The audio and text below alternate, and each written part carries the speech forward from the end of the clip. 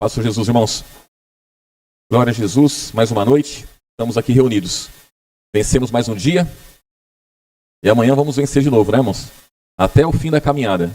Em meio às lutas, dificuldades, a Igreja de Cristo, ela persevera. Sempre perseverou, irmãos. A Igreja de Cristo é perseguida desde o começo.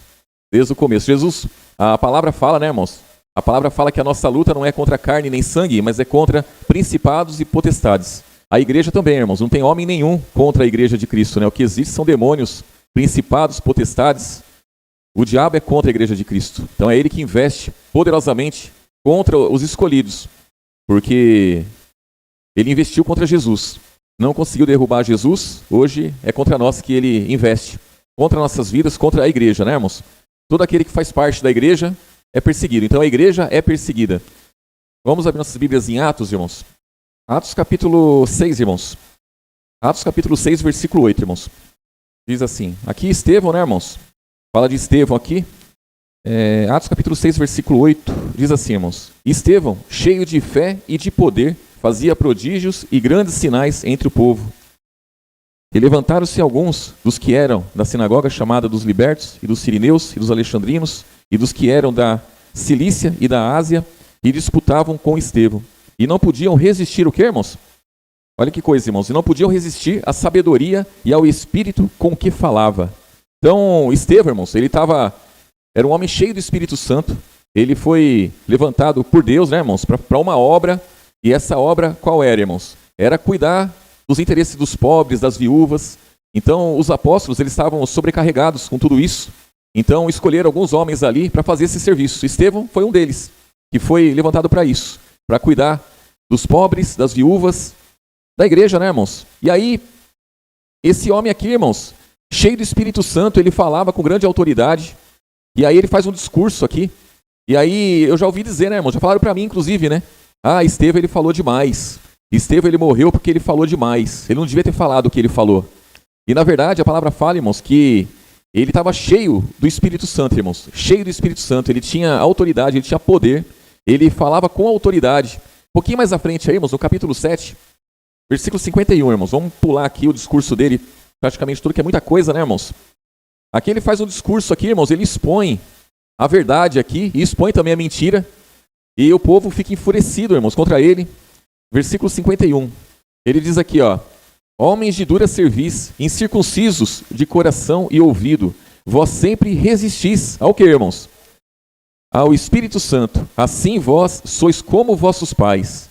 A qual dos profetas não perseguiram vossos pais? Até mataram os que anteriormente anunciavam a vinda do justo, do qual vós agora fostes traidores e homicidas. Vós que recebestes a lei por ordenação dos anjos e não aguardastes. E ouvindo eles isso, enfureceram em seu coração e rangiam os dentes contra ele. Mas ele, estando cheio do Espírito Santo e fixando os olhos no céu, ele viu o que, irmãos? A glória de Deus e Jesus, que estava à direita de Deus.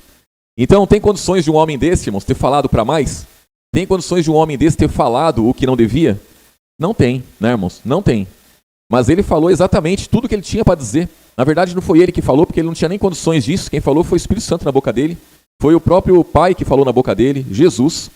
E ele expôs ali coisas espetaculares, né, irmãos? Versículo 55 de novo, ó. Mas ele, estando cheio do Espírito Santo e fixando os olhos ao céu, viu a glória de Deus e Jesus que estava à direita de Deus e disse, eis que vejo o céu aberto e o Filho do Homem que está em pé à mão direita de Deus. Mas eles gritaram com grande voz, taparam os ouvidos e arremeteram unânimes contra ele e expulsando da cidade o apedrejavam. E as testemunhas depuseram suas vestes ao pé de um jovem. Quem era esse jovem, irmãos? Saulo. E apedrejaram Estevão, que em invocação dizia, Senhor Jesus, recebe o meu espírito. E pondo-se de joelhos, clamou com grande voz, Senhor, não lhes impute este pecado. E tendo dito isso, adormeceu. Então, irmãos, melhor que isso, melhor morte que essa, irmãos, não existe, né, irmãos? Imagine, ele vai lá e prega a verdade. Lógico que se fosse de acordo com a carne de muitos não pregariam, irmãos. Ficariam com medo, com receio, ou falariam assim, né? Não vou falar não, porque senão eu vou escandalizar esse povo. Eu vou fazer uma pregação mais tranquila, porque de repente eles se convertem, não é, irmãos? Porque antes deles, Antes desse discurso aqui, muitos já tinham se convertido. Então Pedro já tinha feito o discurso, os apóstolos tinham feito o discurso, muitas pessoas tinham se convertido já. Mas aqui não, ele tinha essa finalidade, né, irmãos? A finalidade era essa, de levar a palavra como ele levou, e ele foi o primeiro aqui que morreu defendendo o evangelho, né, irmãos? E aqui, ó, capítulo 8, versículo 1, ó, seguindo aí, próximo versículo, né? E também Saulo consentiu na morte dele, e fez-se naquele dia uma grande perseguição contra a igreja que estava em Jerusalém, e todos foram dispersos pelas terras da Judéia e da Samaria, exceto os apóstolos. E uns varões piedosos foram enterrar Estevão e fizeram sobre ele grande pranto. E Saulo assolava a igreja, entrando pelas casas e arrastando homens e mulheres, os encerrava na prisão. Então Saulo, além dele consentir na morte de Estevão, irmãos, Saulo ele continuou perseguindo a igreja, ele continuou torturando, levando à prisão homens e mulheres, irmãos. E com certeza crianças também, não perdoava não, irmãos. Então ele era um grande perseguidor da igreja, né? Era jovem, mas era um grande perseguidor. E ele tinha grande autoridade para perseguir a igreja. Aí vem dizendo aqui, ó, versículo 3, né? Ó, e Saulo assolava a igreja, entrando pelas casas, arrastando homens e mulheres, os encerrava na prisão. Mas os que andavam dispersos iam por toda parte, fazendo o que, irmãos? Anunciando a palavra. Então, irmãos, a perseguição nunca foi empecilho para novos convertidos. A perseguição nunca foi empecilho para que pessoas viessem a se converter, para que pessoas levassem a palavra adiante. Então a igreja, ela cresceu em meio à perseguição. Ela se expandiu, sempre foi assim, em meio à perseguição. Pessoas, elas se convertem em meio a lutas, em meio a... Irmãos, o que para muitos é vergonha, o que para muitos é perseguição, aqueles que precisam de Jesus, irmãos, eles abraçam a palavra, abraçam a verdade e seguem adiante. Então, é como o apóstolo Paulo disse, né? Eu não me envergonho do evangelho de Cristo. Por quê, irmãos? Porque é o poder de Deus para a salvação de todo aquele que crê. Então, o evangelho, irmãos, quem tem o evangelho passa por muitas situações a vida toda. A igreja não vai ter um minuto, irmãos, de paz segundo o mundo. Ela vai ter a paz do alto. E a paz do alto para que é, irmãos? Para que serve a paz do alto? Quando Jesus fala assim, ó, a minha paz vos dou. Eu não vou lá dou como o mundo dá. Então o mundo dá uma paz. Mas a paz que o mundo dá não é para vencer luta. A paz que o mundo dá é para a pessoa se sentir tranquila. É para ela se esquecer das lutas. A paz do alto não. A paz do alto é para você enfrentar a luta. É para você sair mais forte. Para você sair fortalecido da luta, da guerra. Então essa é a paz que a igreja recebe. Essa é a paz que Estevão recebeu naquele momento. Quando ele olha para o alto, ele não olhou para as pedras. Ele não olhou para aqueles que estavam apedrejando ele. Ele olhou para o alto e viu o céu aberto. Ele viu Jesus à direita do Pai. Então, imagine isso, irmãos. Muitos naquela situação ia chorar, muitos naquela situação ia praguejar, muitos naquela situação ia fazer tantas coisas. Mas ele não, ele estava contente, ele estava alegre. Ele olhou para o céu, olhou para o alto. Ele viu Jesus. Ele viu o céu aberto. E ele teve a capacidade de Deus, irmãos. Ele teve o poder sobre a vida dele de dizer, não lhes impute esse pecado. Senhor, não olhe para o que ele está fazendo, não. Eles estão fazendo. Eles não sabem o que fazem, não. Então, a mesma coisa que Jesus fez, irmãos. Ele teve condições, vinda do alto, de fazer também. Aí, ó, diz aqui. Onde eu estou aqui? Que eu me perco aqui. 5.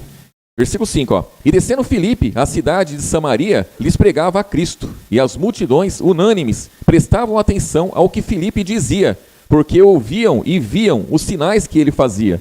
Pois que os espíritos imundos saíam de muitos os que tinham clamado em alta voz. E muitos paralíticos e coxos eram curados, e havia grande alegria naquela cidade. Olha só, irmãos. Então a alegria estava ali, né, irmãos? Tinha perseguição? Tinha. Mas onde os discípulos eles iam anunciando a palavra e fazendo os sinais da parte de Jesus, e as coisas aconteciam. Versículo 9, ó. E estava ali um certo homem chamado Simão, que anteriormente exercia naquela cidade arte mágica, e tinha iludido a gente de Samaria, dizendo que era uma grande personagem, ao qual todos atendiam, desde o mais pequeno até o maior, dizendo, este é a grande virtude de Deus. Então, segundo o mundo, segundo aqueles homens ali, irmãos, esse homem era grande, esse homem era poderoso, ele era honrado ali, né? Versículo 11, ó. E atendiam a ele, porque já desde muito tempo os havia iludido com artes mágicas. Mas como cresce em Filipe, que lhe pregava acerca do reino de Deus, e do nome de Jesus Cristo, se batizava tanto homens como mulheres, creu até o próprio Simão, quer dizer, até ele mesmo creu. E sendo batizado, ficou de contínuo com Filipe, e vendo os sinais e as grandes maravilhas que se fazia, estava atônito. Os apóstolos, pois, que estavam em Jerusalém, ouvindo que Samaria recebera a palavra de Deus, enviaram para lá Pedro e João, os quais, tendo descido, oraram por eles para que recebessem o Espírito Santo, porque sobre nenhum deles tinha ainda descido, mas somente eram batizados em nome do Senhor Jesus. Então eles impuseram as mãos e receberam o Espírito Santo. Olha o que esse homem faz agora, irmãos. E Simão, vendo que pela imposição das mãos dos apóstolos era dado o Espírito Santo, lhe ofereceu dinheiro, dizendo: dai-nos também a mim esse poder, para que aquele sobre quem eu puser as mãos receba o Espírito Santo. Mas disse-lhe Pedro: o teu dinheiro seja contigo para a perdição, pois cuidastes que o dom de Deus se alcança por dinheiro? E não tens parte, tu não tens partes, nem sorte nessa palavra, porque o teu coração não é direto, não é reto diante de Deus. Arrepende-te, pois, dessa tua iniquidade e ora a Deus, para que porventura te seja perdoado o pensamento do seu coração, pois vejo que está em fel de amargura e em laço de iniquidade. Respondendo, porém, Simão disse: orai vós por mim ao Senhor, para que nada do que disseste venha sobre mim. Tendo eles, pois, testificado e falado a palavra do Senhor, voltaram para Jerusalém e em muitas aldeias dos samaritanos anunciaram o evangelho. Irmãos, esse homem aqui, ele era mágico, né, irmãos? Ele fazia sinais ali pelo poder do diabo, né, irmãos? Não era pelo poder de Jesus. E quando ele se batizou ali, começou a andar com os discípulos, e ele viu a forma como os discípulos trabalhavam ali pelo reino, e vendo o poder que tinha na vida dos discípulos, ele ofereceu dinheiro aos apóstolos, né, irmãos, para receber daquele dom também, né? E ele poder continuar, né, irmãos, o que ele fazia, mas dessa vez não pelas artes mágicas, né? Mas em nome de Jesus, né, irmãos? Então você vê que junto com o crescimento da igreja, junto com a perseguição, junto com tudo, irmãos, tá também a corrupção. Então a corrupção, ela anda junto, irmãos. A corrupção, ela anda junto com tudo o que diz respeito, irmãos, ao poder de Deus. A corrupção, ela sempre vai querer se manifestar, ela sempre vai querer, irmãos, entrar em nossas vidas de uma forma ou de outra. Então imagine esses apóstolos aqui, ali, sendo perseguidos, levando a palavra em meio à perseguição, passando necessidade, com certeza, e ali padecendo, aí vem um e oferece dinheiro para receber o Espírito Santo. E eles vão lá e rebatem, não é, irmãos? Rebatem e saem fora dessa corrupção aqui. Isso aqui, irmãos, sempre teve. Sempre teve. Então, o apóstolo Paulo, quantas vezes, irmãos, quantas vezes, ele mesmo diz, né, que muitas igrejas ofereciam dinheiro para ele poder pregar a palavra, e ele recusava. Então, sempre vai ser assim, irmãos. Para a gente seguir adiante, a gente sempre vai ter que lutar contra perseguições, contra corrupção, contra mundanismo, contra tudo isso. Tudo vai se manifestar contra nossas vidas para nos derrubarmos. Sempre vai ser dessa forma, não tem jeito. Não tem jeito. Porque o diabo, ele usa de todos os meios para derrubar a igreja. O diabo, ele usa de todas as formas para acabar com os cristãos. Então, perseguição, os irmãos podem dizer assim: nós não enfrentamos perseguição. Enfrentamos, por quê, irmãos? Porque quem persegue a igreja de Cristo é o diabo. E ele investe de muitas formas. Então, não é só, irmãos, levando os cristãos presos. Não é isso, não é a única perseguição que existe. É luta, tribulação, os embaraços que nos cercam, as coisas que acontecem, que quer minar o entendimento de muitos. É assim, irmãos, é dessa forma. É assim que acontece. Aqui, no capítulo 9... Aqui é a conversão de Saulo, né, irmãos? Esse homem que era perseguidor, esse homem que assolava a igreja, que levava homens e mulheres presos. Aqui, no capítulo 9, versículo 1, diz assim, e Saulo, respirando ainda ameaças e morte contra os discípulos do Senhor, dirigiu-se ao sumo sacerdote e pediu-lhe carta para Damasco, para as sinagogas, a fim de que, se encontrasse algum daquela seita, quer homens, quer mulheres, os conduzisse preso a Jerusalém. Indo no caminho, aconteceu que, chegando perto de Damasco, subitamente o cercou um resplendor de luz do céu. E caindo em terra, ouviu uma voz que lhe dizia: Saulo, Saulo, por que me persegues? Irmãos, ele estava perseguindo a quem? A igreja. Aí Jesus fala: por que você está me perseguindo? Então, é certo, né, irmãos, que quando se persegue os irmãos, estão perseguindo a Jesus. Quando se persegue a igreja, está perseguindo Jesus. Jesus disse: se ouvirem a vocês, ouvirão também a mim. Se ouvirem a minha palavra, também ouvirão a vossa. Então, quando nós levamos a palavra, não é a palavra nossa, é a palavra de Jesus. Quando há perseguição, não é contra nós, é contra Jesus. E aí diz aqui, versículo 5. E ele disse: quem é, Senhor? E disse o Senhor: eu sou Jesus, a quem tu persegues. Dura para ti recalcitrar contra os aguilhões. E ele, tremendo e atônito, disse: Senhor, que queres que faça? E disse-lhe o Senhor: levanta-te e entra na cidade, e lá te será dito o que te convém fazer. E ele foi, né, irmãos? Aí ele foi, ele orou, e aí Ananias vai lá e ora sobre ele, e as escamas do olho dele saem, ele volta a enxergar, que aqui ele ficou cego. E aí ele tem, irmãos, naquele tempo que ele orou ali, com certeza, o Espírito Santo falou muito com ele. Muito mesmo, né, irmãos? Ele aprendeu muita coisa ali, ele ouviu muito do Senhor. E esse homem teve uma transformação, irmãos, espetacular. Irmãos, é a mesma transformação que eu tive e que vocês têm. É a mesma. Todos nós passamos por esse processo, irmãos. Não foi dessa forma. A gente não estava perseguindo a igreja lá e vimos aquele clarão do céu e Jesus falou com a gente. Não foi dessa forma. Ele falou de outra forma. O nosso encontro com Jesus foi de outra maneira, mas a transformação, irmãos, é a mesma. O mesmo demônio que operava na vida de Saulo é o demônio que operava em nossas vidas. Quer dizer, não o mesmo, né? Mas era o mesmo poder, né, irmãos? Vindo do mesmo, né? Então, o inimigo, né, irmãos? Operava na vida de Saulo para ele perseguir a igreja, matar os cristãos. E são os demônios que operavam em nossas vidas, irmãos, para nós fazermos o que fazíamos. E aí nós tivemos um encontro com Jesus, e aí aprendemos a sua palavra, e hoje nós temos nova vida. Aqui, 2 Coríntios, irmãos, vamos finalizar lá. 2 Coríntios capítulo 12, irmãos, versículo 1. Aí Ananias, né, irmãos, ele fala assim, né? Jesus manda ele ir lá e orar sobre Saulo, né? E aí ele fala, não, ele perseguia a igreja, como que eu vou lá? Aí Jesus fala para ele, né? Ele verá o quanto ele deve padecer pelo meu nome, né, irmãos? E ele viu mesmo, né, irmãos? Porque ele foi um homem escolhido, irmãos, para levar a palavra diante dos reis, das autoridades.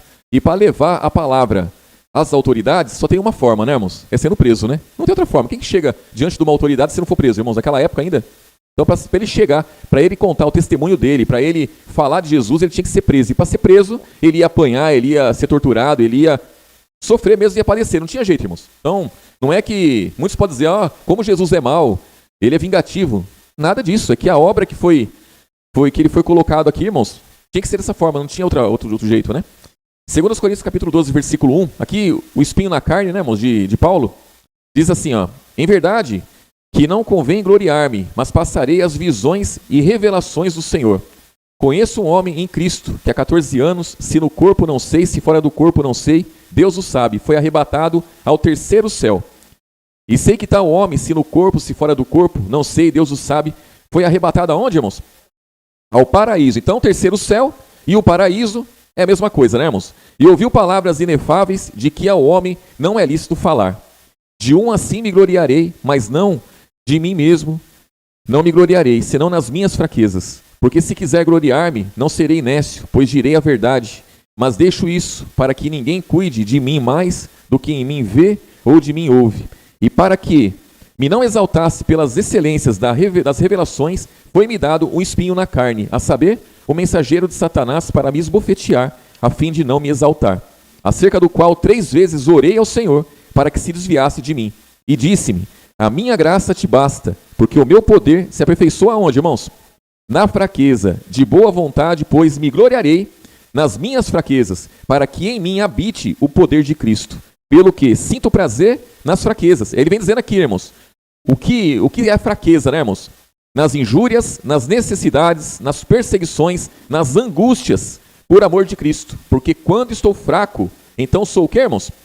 Forte. Então aqui, irmãos, por que eu estou passando aqui, né, irmãos? Essa passagem com Paulo, né? Porque Paulo, irmãos, foi quem muito perseguiu, mas também foi muito quem trabalhou pelo Evangelho. Ele experimentou os dois lados com grande poder, irmãos. Ele tinha grande poder para perseguir e grande poder também para levar a palavra adiante e cuidar dos irmãos. E esse homem, irmãos, ele recebeu um espinho na carne. Pela excelência das revelações, foi dado um espinho na carne. Irmãos, o espinho na carne não é da parte de Deus. Então, temos que entender, irmãos, que o diabo ele parte para cima de nós para nos derrubar. Esse espinho era para derrubar ele. Mas Jesus disse, olha, a minha graça te basta. O meu poder se aperfeiçoa na fraqueza. E ele entendeu, irmãos, que como um apóstolo de Cristo, como aquele que tinha uma obra em suas mãos, ele tinha que crescer, ele tinha que ser aperfeiçoado, ele tinha que ser fortalecido, irmãos. E ele entendeu que essa era a forma. E aí, irmãos, olhando para isso, o que eu entendo para a minha vida, o que os irmãos têm que entender para a vida de vocês? É que nós também precisamos ser aperfeiçoados e o poder de Deus, ele se aperfeiçoa. É na fraqueza. é nas injúrias, nas perseguições, nas tristezas, tudo que nós passamos no dia a dia aí, irmãos. Isso aí é para deixar a nossa carne, irmãos. A nossa carne fica fraca e o espírito fortalece. O jejum. O que é um jejum? O jejum, você se abstém daquilo que é a sua carne, irmãos. Ela se agrada demais. E aí você se abstém daquilo e você se abstém de tudo o que a carne ela gosta e você faz um jejum. E as fraquezas? Imagine que na hora que você está triste, a sua carne quer estar triste, irmãos. Isso é triste pelo evangelho, né, irmãos? É por confessar Jesus, é por confessar a palavra. Aí você passa por tristezas, você passa por injúrias, você passa por perseguições, tudo isso. E aí você tem que fazer o quê? Se alegrar. Se alegrar por quê? Porque o poder de Deus vai ser aperfeiçoado nas nossas vidas, irmãos. Né? Ele se aperfeiçoa na fraqueza. Tem que ser assim, não tem outra forma. Amém, irmãos? Que o Espírito Santo abençoe grandemente os irmãos e que juntos seguiremos, irmãos. Seguiremos na caminhada rumo ao alvo, em nome de Jesus.